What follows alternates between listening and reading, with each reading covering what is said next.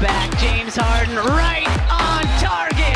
Bang, bang, George Niang to Paul Reed from Tyrese Maxey. Joel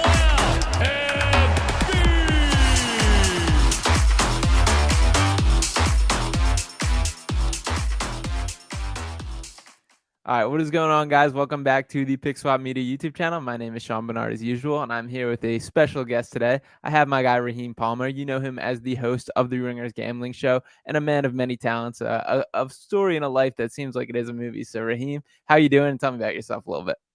Life is good. Working with the Ringer right now. We're doing the Ringer Gambling Podcast. We're doing the Philly Special Podcast. We're keeping busy. I got something new in the works coming soon, so you guys will be hearing about that. So, trying to keep busy. Yeah, absolutely. And I appreciate you for joining me on here. I'm excited to talk some ball. We're in like the prime time of hoops right now. I mean, we got March Madness kind of hitting its swing, going down to the Final Four, NBA playoff push all going down. We did not get the matchup that everyone was kind of hoping for with the Sixers and Nuggets showdown. Joel Embiid obviously ruled out of that one with the calf injury. That's kind of what I'm going to lead off with you here. And there's been so much made about this MVP race, everything that else, all the behind the scenes and things go into it. I guess my opening question for you is, do you think Joel Embiid blew his MVP race by sitting out last night? I do. And a big part of it is because, look, if you're hurt, you're hurt. Right. And that's one thing. But my biggest issue with it was the fact that, you played a back-to-back during the weekend.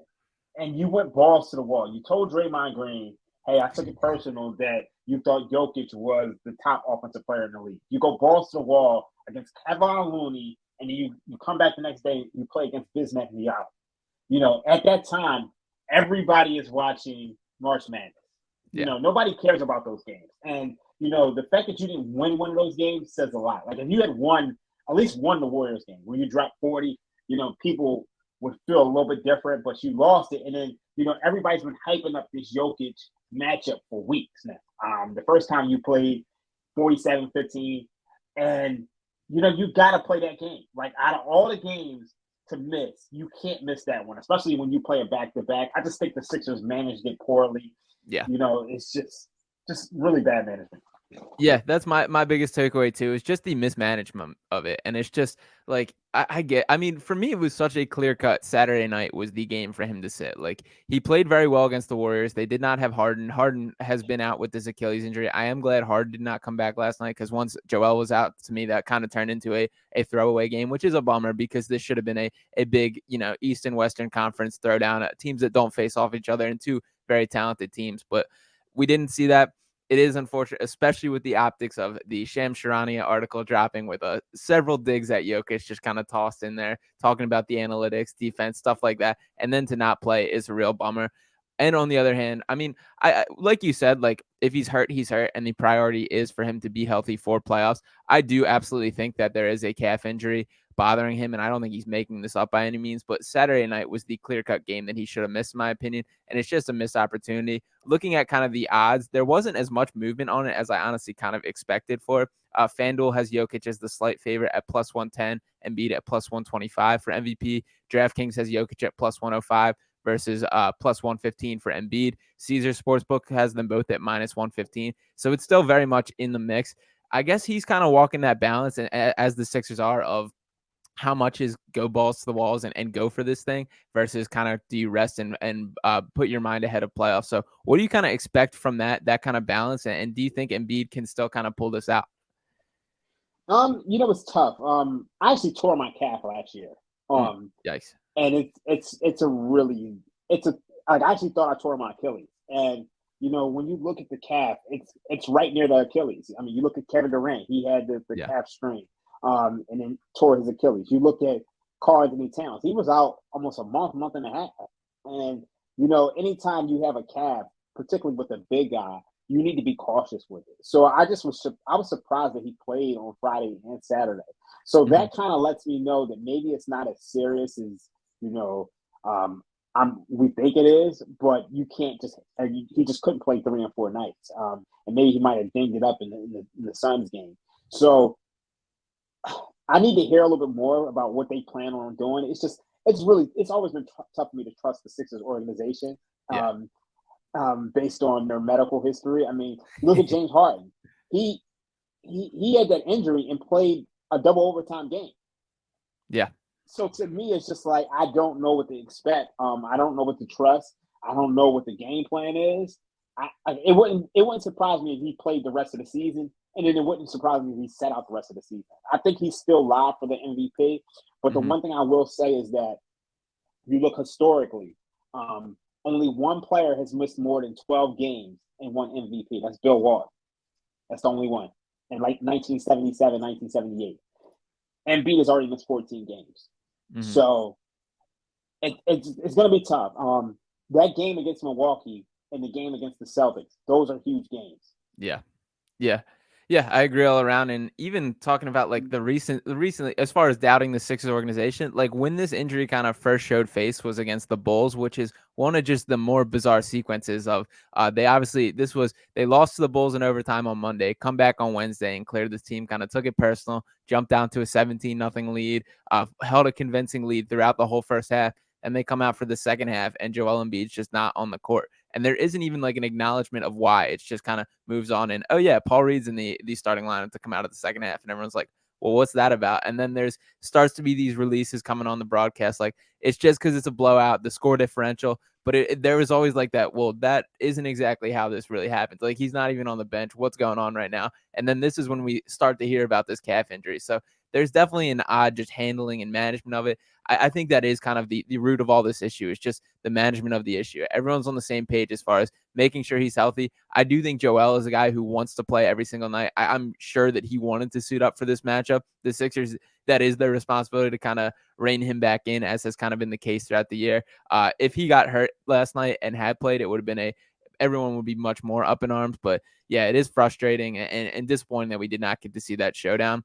To touch on the game a little bit itself, the Nuggets, as kind of expected, pulled out the win. Final score of 116-111. It was an interesting game. The Tyrese Maxey came out firing, did his thing at the start, 25 first half points.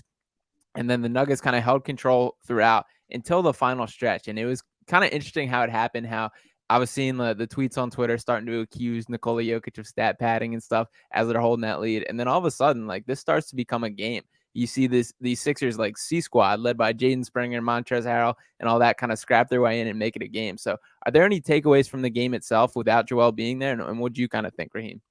I think the big take. I mean, it's hard to take away anything from that game.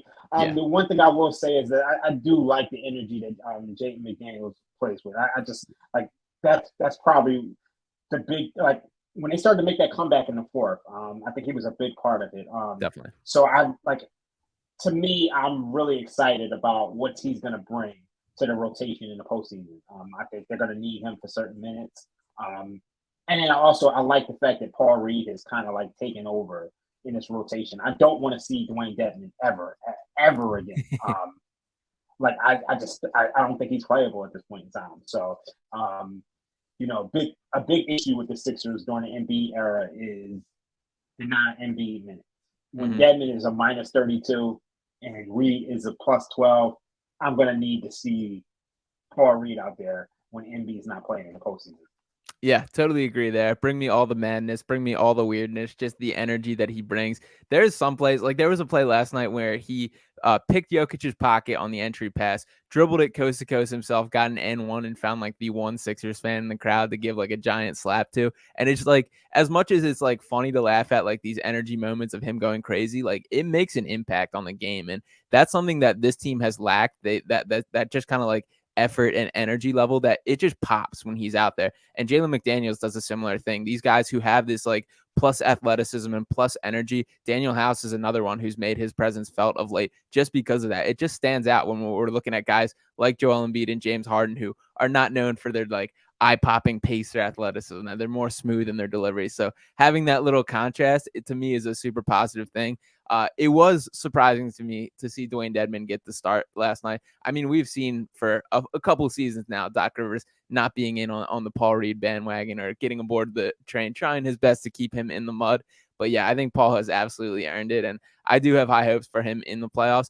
Jalen McDaniels, I thought, was a great shot as far as a guy that I do think is going to be relied on for heavy minutes come playoff in the rotation. Are there any other guys you think on this Sixers team that are somewhat of the X factor? Obviously, we have the Joel Embiid, James Harden. Who beyond that do you think that needs to step up a little as we hit this home stretch? I mean, I think the guys who've been stepping up have been like stepping up all year. I mean, Melton is. I mean, he's been a big one. I mean, He's obviously, awesome. he's probably our best perimeter defender on the team. And then, I mean, he's shooting the three well. So, I think the X factor is going to be PJ Tucker. And obviously, we know why they brought him over here. He's a guy who can defend the top tier stars in this league. But he's going to be the X factor because when you look at a rotation of Harden, when you look at Harden, Maxey, Embiid, Harris, they're gonna sag off somebody, and he's gonna get a lot of open shots. Right now, I mean, you look at the season, he's taking 1.8 threes per game. He's shooting 38%. And the postseason, I expect him to be taking 3 or 4 threes a game, and he's gonna have to consistently have to hit those. So I think he is the X factor by far. Yeah, I love that take, and I've been a PJ Tucker guy. I've been in the corner of more so than anyone on this roster. He has the right to, like, you're here for playoffs, like that's going to be the make or break. And to his credit, there have been several big games this season where he has stepped up. He had 16 rebounds against the Celtics in that game that Embiid hit the buzzer beater right after the buzzer, that full court heave against the Nuggets, the first matchup where he went and face guarded Jokic and allowed Embiid to roam. That was a major difference in that game. So there's been moments where he stepped up. Playoffs is going to be where it matters. I have been a little discouraged by kind of mainly just opponents' willingness to just sag open. Like that was kind of the calling card for PJ Tucker, is those corner threes that he's been so known for throughout his career. And in fairness, like Tucker has looked less willing to shoot it this year. That's going to be a big deal and come postseason. I also think he's going to see some minutes, at least some minutes at the backup 5 when Doc doesn't want to go with Paul Reed. So that's going to be something to watch as well. We'll see how that all works out. And we are kind of hitting this home stretch of the season. Sixers have 8 more games to play. To take a quick look at these standings, the Bucks holding first place in the East with a 54-21 record. Celtics 2 games behind them at 52-23. Sixers 2.5 behind the Celtics at 49-25. And then the Cavs behind them in 4th at 48-28, which is 2 games behind the Sixers. So kind of sandwiched into that 3 seed. The hopes of climbing to number 2 have kind of gone out the window at this point. There are those head-to-head matchups against the Celtics and Bucks still to come, but the Sixers are more or less kind of stuck where they are. They could conceivably slip to 4 even. Cleveland has a fairly easy schedule down the stretch, but I think it's most likely they're stuck at 3. Do you think this is kind of survived to postseason, or do you think there's any serious takeaways between these matchups still to come, and what are you kind of expecting from here on out? I think it survived to the postseason. I think, we've seen the last couple of years, the Sixers have not been healthy going to the postseason. Particularly last year, Joel's a little banged up. You look at Harden, he was coming off the hamstring injury. He wasn't allowed to really rehab during the summer. And I think his entire season last year wasn't a James Harden season. And we saw that in the postseason. We've seen in years past, Ben Simmons was hurt. And in the bubble, we saw Joel Embiid sick. So I think the priority for the Sixers team is to stay healthy. I do think we're going to see Harden and Embiid at some point this week. I don't know which games, but I think we will see them because, I mean, you do want to have some momentum going into the postseason, but I don't know how hard they're going to be going. Yeah.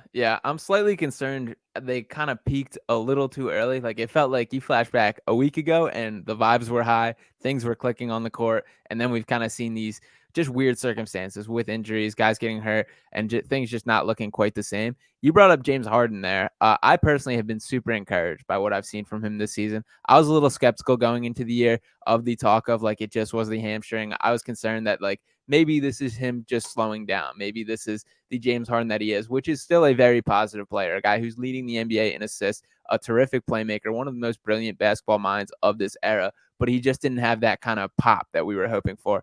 And to his credit, I've seen it return this year. I mean, there's been moments where he has taken over games. He's gotten to the rim at a much better rate. He is dealing with that Achilles injury now, which is a new kind of X factor in this. But what's your outlook for Harden, and what have you thought of his play this year? I think Harden's been tremendous this year, and I think we've seen it. You saw his loss this weekend. I think Harden had played those games. We're likely going to win 1 or 2 of them. And it's just he's been our top playmaker, and it just feels like at every clutch moment, he's hitting that step back three. He's scoring at will. I mean, you look at the Milwaukee game. The Milwaukee game was just absolutely huge for this. Like, that was the example of what I like and what we need from Harden. You look at the game against I'm trying to think, what game was it? There was a game where he got the steal. Actually, the game against the Nuggets. There was a game in which he dove for the ball, got the steal, and passed it to Joel for the dunk. He's been doing the little things this year, and it just feels like we're just seeing a Harden that, really wants to win. And I think the big thing is, I'm gonna be honest with you, when it comes to the postseason, I think he's gonna have to be 0-1 to 0-3 Kobe Bryant, because like, people might kill me for saying this. Joel Embiid is our best player, but I think James Harden is our most important player. Okay. And I say that in the sense that you look at Shaq, you look at Tim Duncan, you look at Olajuwon.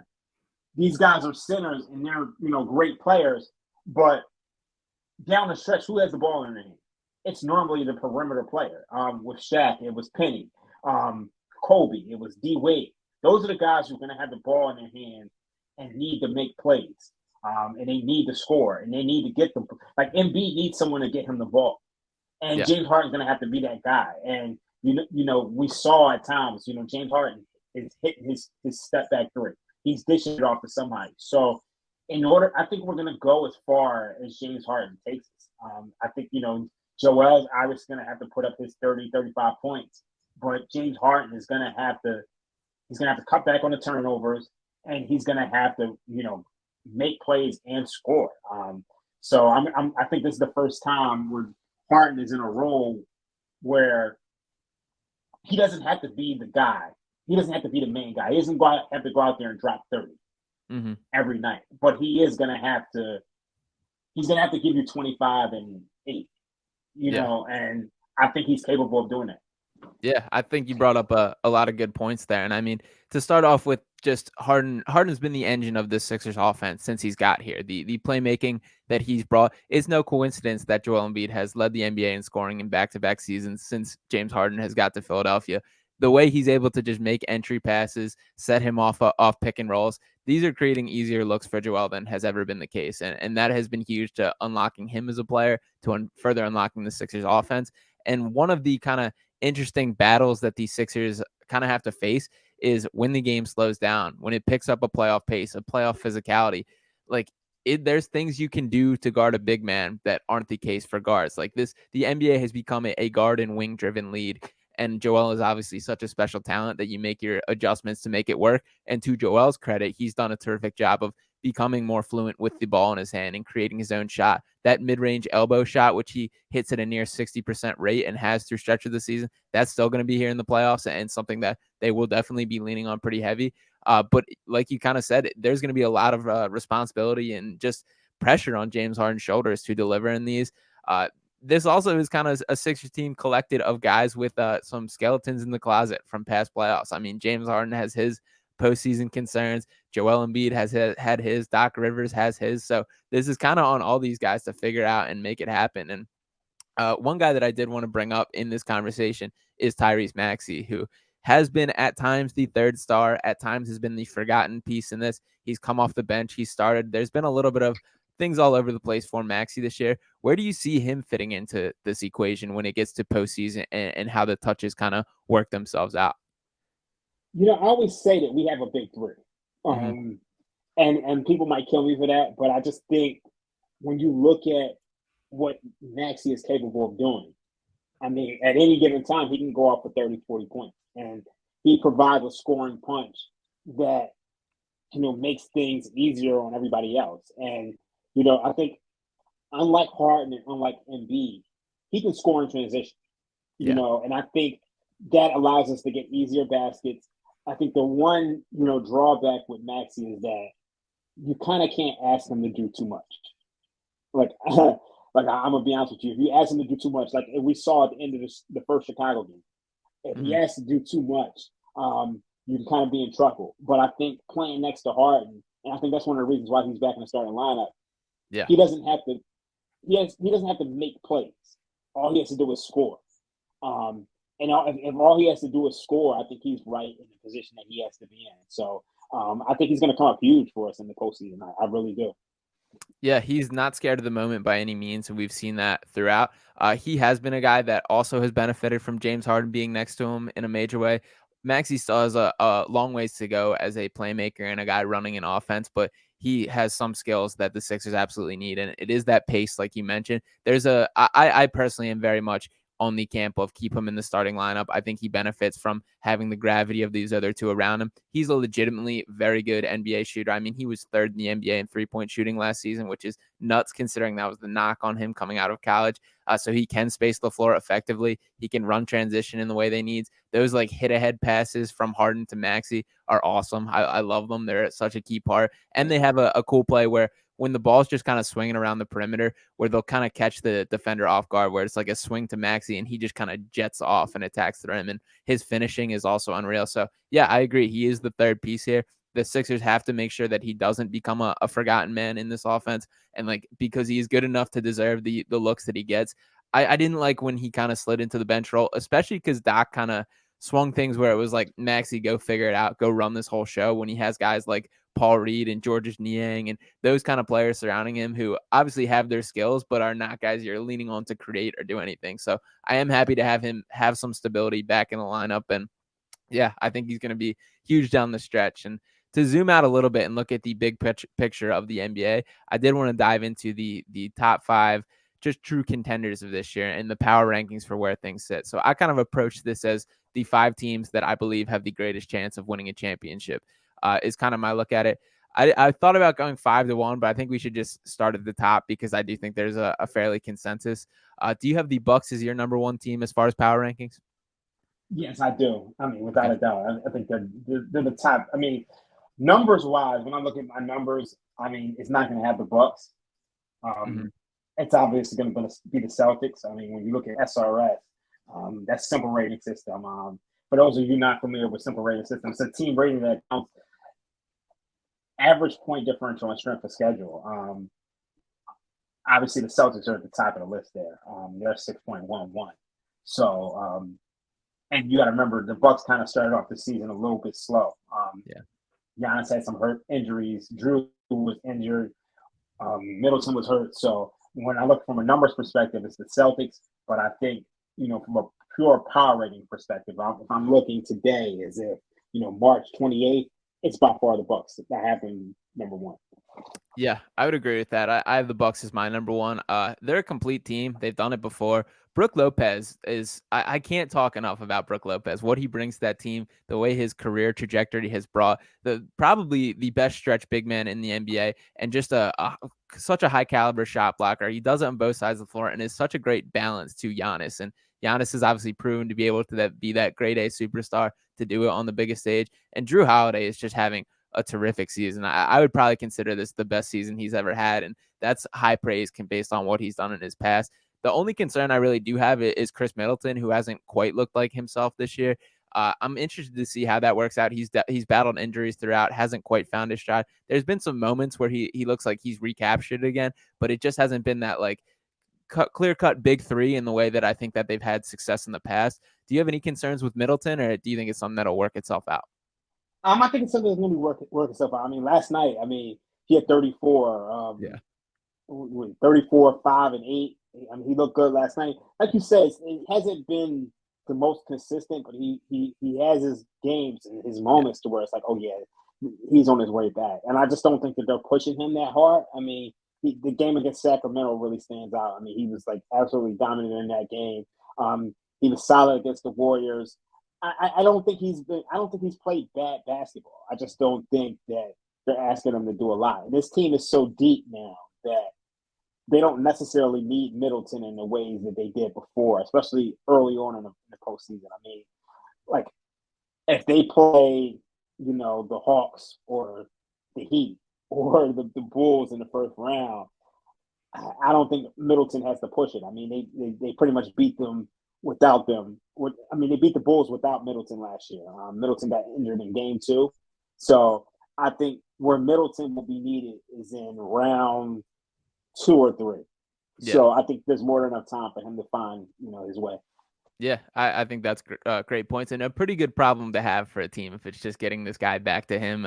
As when we kind of dive through this and the other concerns as far as contenders, that's a pretty good problem to be dealing with. So yeah, I do think Milwaukee is the clear cut number one favorite to win the NBA championship this year. To slide to number two, I have the Celtics, and I would assume you do too. But we'll get into that. Their record on the year, as I mentioned, 52-23, started off the year looking like clear cut the best team in basketball. Still have for stretches, but they have kind of slowed down of late. And there's been a little bit of just moments where things haven't gelled. Have a couple their offense has looked a little too ISO heavy. Do you have concerns about the Celtics kind of starting the season too hot and cooling down, or do you still feel good about them heading into the playoffs?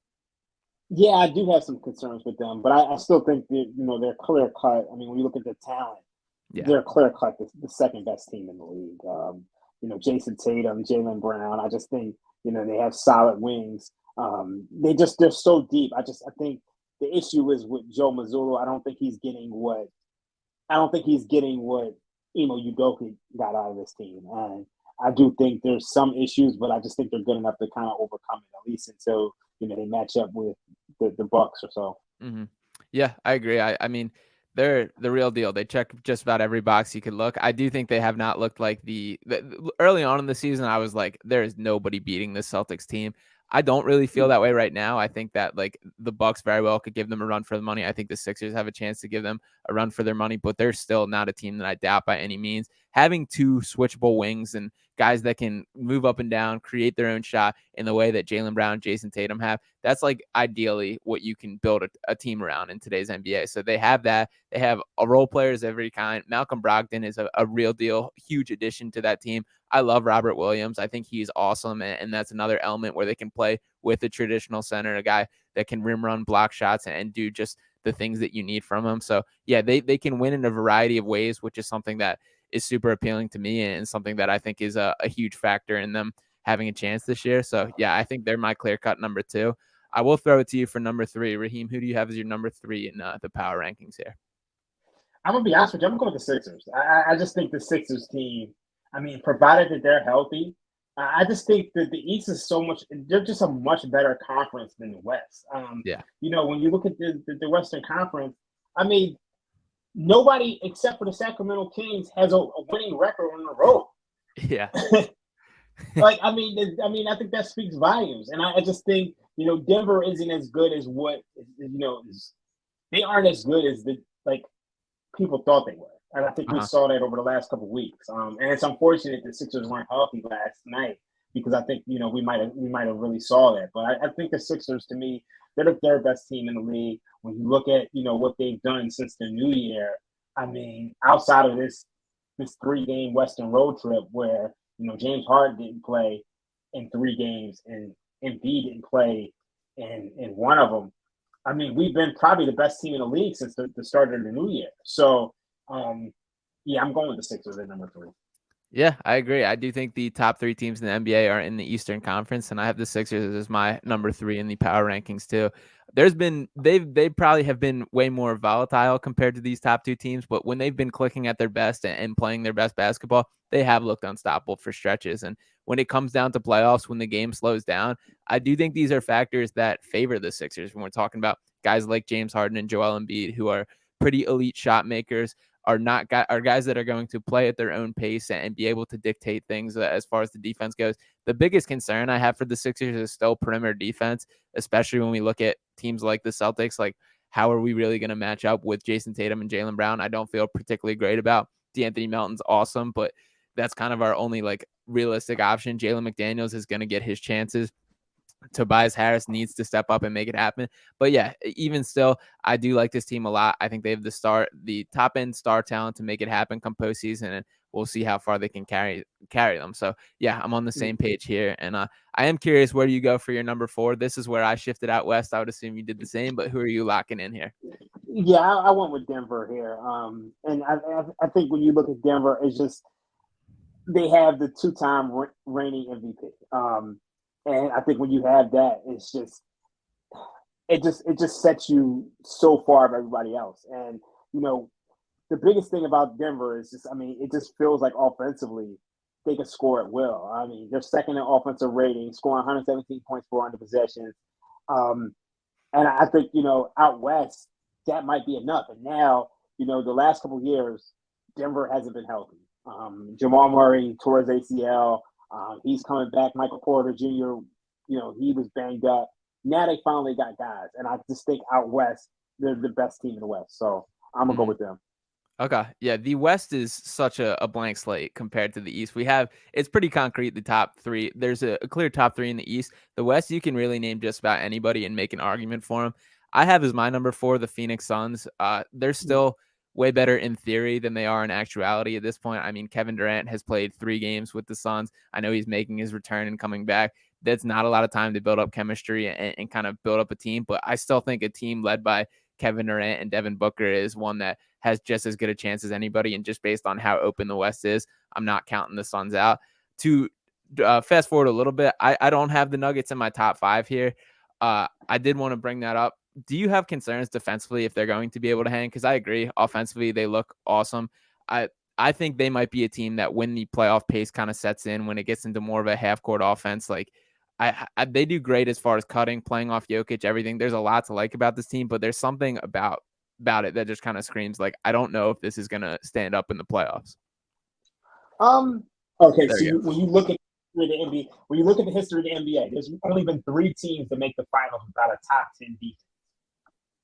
Mm-hmm. Those teams are the 2018 Warriors, Okay, the 2001 Lakers, mm-hmm. and the 94 Rockets. Actually, Okay. 3 teams to win the finals without a top 10 defense. Now, we've seen 12 teams make the finals without a top 10 defense, but they haven't won. When I look at the modern NBA, the interesting thing is that you're having a lot more teams without a top 10 defense actually make the finals. And I think we might be moving to a point where offense might be more important than defense. And, you look at some of these other teams, like, look at a team like the Memphis Grizzlies. They're first in defensive, actually, they're third in defensive rating, first in half-court defensive rating, but they're just 22nd in half-court offense. To me, if the Grizzlies matched up with the Nuggets, I can't see the Grizzlies being able to score efficiently to keep up with the Nuggets offense. So to me, I would rather go with the Nuggets offense. When you look at the Suns, it's hard. Like, I kind of want to agree with you based on how good they look with Kevin Durant, but to me, there's not a chance that we're going to see Kevin Durant and Chris Paul healthy. Sure. Full season. And to me, Kevin Durant has to fix a lot. So I just had trouble putting them up there until I see them, actually be good for an extended period of time. So I didn't think that's where my concerns are, like when it comes to the Suns, and then also why I'm not that crazy about dismissing the Nuggets because of their defense. Yeah, that's all fair and some great points you brought up there. I do have the Grizzlies as my number 5 on here, and you kind of led with the defense, which is a big part of my argument for them. I mean, I'm not fully bought in on what to make of this Grizzlies team either. Like I kind of brought up, like the West, I'm still I don't know what to make of anybody, but I do think like they have enough there. Jaren Jackson's been awesome this year. Ja Morant, if he can return to form and figure it out, we've seen him kind of do it. He's impressed me because he's a guy that I have my doubts a little bit about just based on he's not that great a shooter, and I think teams are going to force him to shoot. That becomes a bigger deal in the postseason too, the way they're going to wall off. But if you want to bring up that like Denver and Memphis matchup again, I think the Grizzlies are going to just run pick and rolls and get a Ja Morant and Jokic matchup on just about every single possession, and there's just no chance for Denver in that. So like, to me, that's like an efficient half-court look, and that's kind of where it comes in, and also where the downfall with me in Denver. And I guess that's kind of my point. And I mean, obviously, I'm rooted with the Sixers' interest in having the Embiid and the Jokic Embiid discussion. But when you talk about a center as a key part of your defense, how I feel about it, and even as it becomes more of a perimeter-dominated game and wings and guards, all this importance, I still think center is the most important position defensively, just when you can just prevent things from happening, whether it's cutters, block shots, everything.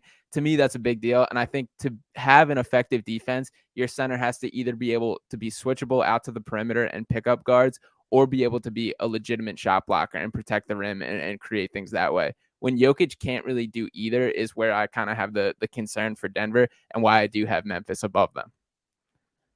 Yeah, I mean, I think that's fair. I definitely think that's fair. Yeah, it's when you have a center who just can't be your last line of protection. I mean, that's an issue. Yeah, I just don't know if the Grizzlies can, truly capitalize on it offensively. I mean, I do think they've gotten better offensively recently, particularly with the addition of Luke Kennard. I think that makes them quite scary. And then also, I just think Ja Morant, his value is going to go up during the postseason. He reminds me of this Grizzlies team really reminds me of the Sixers, the 0-1 Sixers, in the sense that, this 0-1 Sixers, they had, one perimeter guard and Allen Iverson who can get his own shot. And then they really won with defense and rebounding. And I think I kind of look at the Grizzlies the same way. Obviously, I mean, guys like Brooks and, Dane and Jones, I mean, they're a lot better than the guys that we had on that 0-1 Sixers team. Yeah. But I mean, they're still highly dependent on Ja. But I have the Grizzlies as my number 5. I worry about the half-court offense. I do. I think the Grizzlies, to me, they're a team that, and I wasn't high on them for most of the year, but to me, they're a team that they can make the NBA Finals, or they can go out in the first round. Yeah. I think that's fair. It is going to be interesting to see. I do feel like it's so strange how, like we said, the Western Conference is so open. The East kind of has their teams, and there's just as much pressure kind of across the board for anybody. So are there any other teams you kind of look at as potential surprises or that could make a run beyond kind of what people are expecting? Right now, it wouldn't surprise me if the Minnesota Timberwolves won a postseason series. Okay. I mean, I think they look really good. If they face the Kings, they're live in that series. They're 6 right now. The Kings are 3. The Kings, they can't stop anybody. I mean, they have the best offense in the league, but they can't stop anybody. So it wouldn't surprise me if the Timberwolves, they snuck up on somebody and won a postseason series, especially after last year, where, to me, they should have beat the Grizzlies. They were young and blew a lot of games. The other team, it's probably the Cleveland Cavaliers. Depending on who they face. Obviously, if they face the Boston Celtics, or they face anybody, if they face anybody except for the Sixers, I think they can cause some problems for some teams. So I wouldn't sleep on them either. This is one of the few years where it just feels wide open. Yeah, it totally does. And 2 other names, I mean, these are kind of layup names that people are talking about, but I think the Warriors and Lakers are both teams that are alive too, especially just how open the West is. I can't see any team wanting to see the Warriors, especially in a 7-game series to kick off the playoffs. So depending on matchup, I know Draymond threw a little bit of some targets about wanting to play the Kings too. And it's a bummer. I like this Kings team. I agree. I don't think they're contenders this year. But it just feels like they're kind of going to get their bounce this year and bounce back. But I'm happy for that franchise, happy for those fans, and they've been so fun to watch this year. Yeah, I mean, really fun. I mean, Kevin Huerter is basically the third Splash brother at this point. Yeah. Or you can say fourth if you want to include Poole. I mean, he's been exciting to watch. De'Aaron Fox, I mean, he's pretty much a shoo-in for the clutch player of the year, because it just feels like every clutch moment he's getting it done. So I've really enjoyed this team as well. Definitely the team that I'm watching the most on League Pass. Yeah, for sure. So, Raheem, I appreciate you for hopping on and talking some hoops with me. Let everybody know where they can find you at and what you got going on. You can find me on The Ringer. You can find me on Twitter at I am Rostradamus. The Ringer, we have some podcasts going over there. We have the Philly Special podcast where I talk about the Sixers. And we also have the Ringer Gambling podcast with East Coast Bias, myself, Joe House, John Jastrzemski. We're breaking down all the gambling picks. I mean, whether it's NBA, NFL, boxing, low MLB. I mean, my specialty is obviously NBA, NFL, and a little bit of boxing. I'm going to be covering that Tank versus Ryan Garcia fight next month. I'm going to have some stuff on that. So make sure you guys check it out. Cool. Yeah. Thanks again. Thank you to everybody for watching. Make sure to drop a like and subscribe if you have not already. And I'll be talking with you next time.